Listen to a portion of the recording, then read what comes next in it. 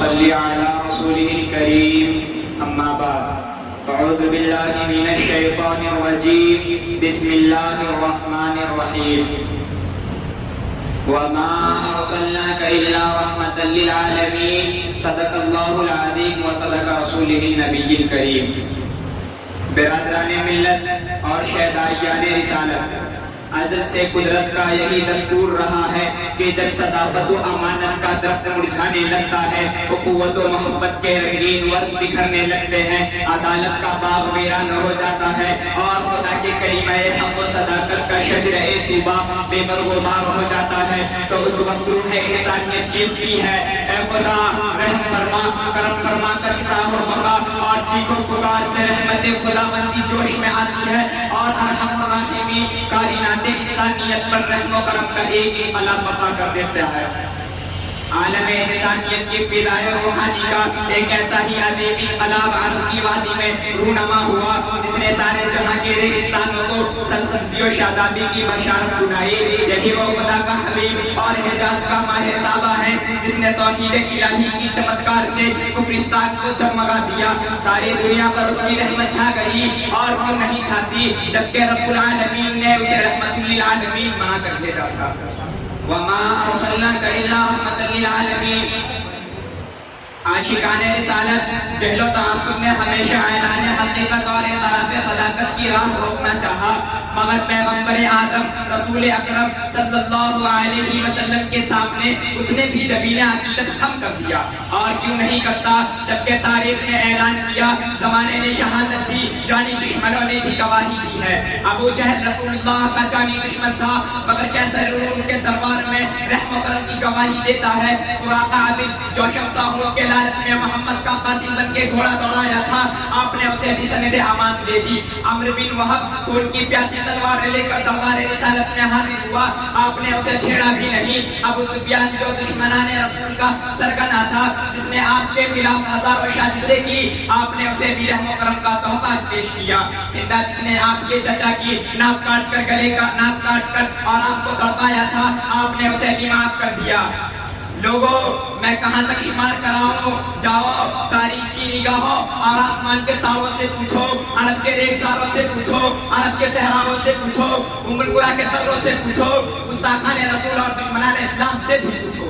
سب کے سب یہی کہیں گے تاجدار مدینہ نے فاتح بن کر بھی اغیار پر رحم و کرم کیا ہے، حکمراں بن کر بھی دشمنوں سے آپ کو درگزر کا معاملہ کیا ہے، گالیاں سن کر بھی دعاؤں کا گلدستہ پیش کیا ہے، زخم کھا کر بھی دعائیں ہدایت دی ہے.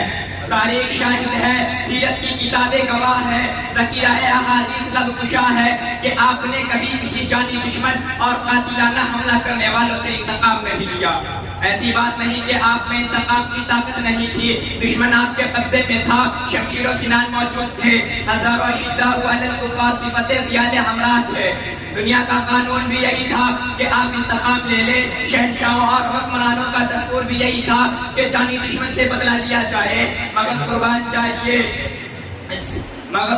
چاہیے اس آقا نامدار مدینہ کے تاجدار پر کہ انہوں نے ایسے موقع پر بھی رحم و کرم اور عفو و درگزر کا اعلان کیا کہ دوسرے قائدین اقوام نے ایسے موقع پر شمشیر و سنان کی چھنکاروں سے فضا میں شور برپا کر دیا، گھوڑوں کے ٹانپوں سے دشمنوں کے سینوں کو روت دیا. رسول عربی کے دیوانوں، رسول اکرم صلی اللہ علیہ وسلم کی حیات طیبہ میں انفرادی طور پر انتقام کے بہت سے مواقع آئے، مگر انتقام کا سب سے اہم موقع فتح مکہ کی تاریخ تھی. یہی وہ مکہ تھا جس کے باشندوں کی شقاوت قلبی نے فرزندان اسلام اور پیغمبران اسلام پر عرصہ حیات تنگ کر دیا تھا، جن کی چیرہ دستیوں کے تسلسل نے رسول اللہ کو ہجرت مدینہ پر مجبور کیا تھا. آج اسی وادی میں محمد رسول اللہ صلی اللہ علیہ وسلم تاجدار مدینہ اور فاتح بن کر آئے تھے. صحن حرم میں تمام گستاخان رسالت اور دشمنان اسلام کا مجمع تھا. ہر ظالم مظلوم کے دست قدرت میں تھا، ہر قاتل مقتول کے مغتا کے قبضۂ تصرف میں تھا. حضرت سعد رضی اللہ کو عسکری ترنگ اور فوجی دھن میں الیوم یوم الحمل کے ترانے سکھا رہے تھے کہ آج انتقام کا دن ہے، آج ابو جہل کے آدم کو ردا کا اور دنیا کے گفتگوؤں سے بدلہ کا دن ہے۔ صحابہ کرام جوش و انتقام میں پکار پکار کر کہہ رہے تھے، اے قریش کے چھیالو، ماضی تمہارا تھا، حال ہمارا ہے، کل تمہاری تلوار اور ہماری گردن تھی، آج ہماری تلوار اور تمہاری گردن ہوگی۔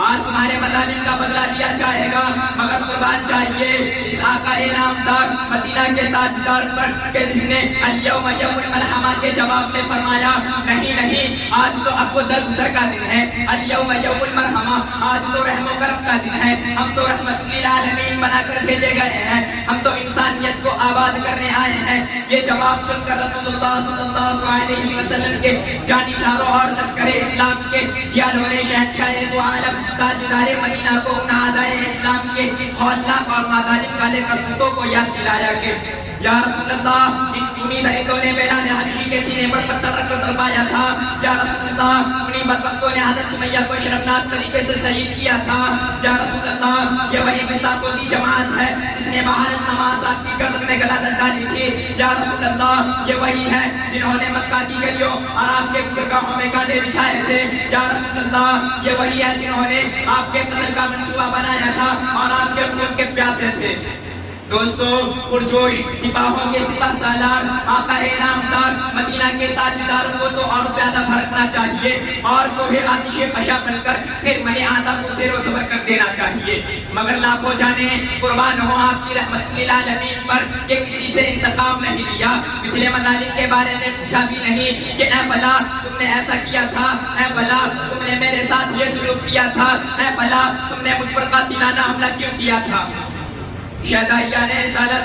آئیے ذرا یہاں پر دوسرے فاتحین کے کردار کا جائزہ لیجئے۔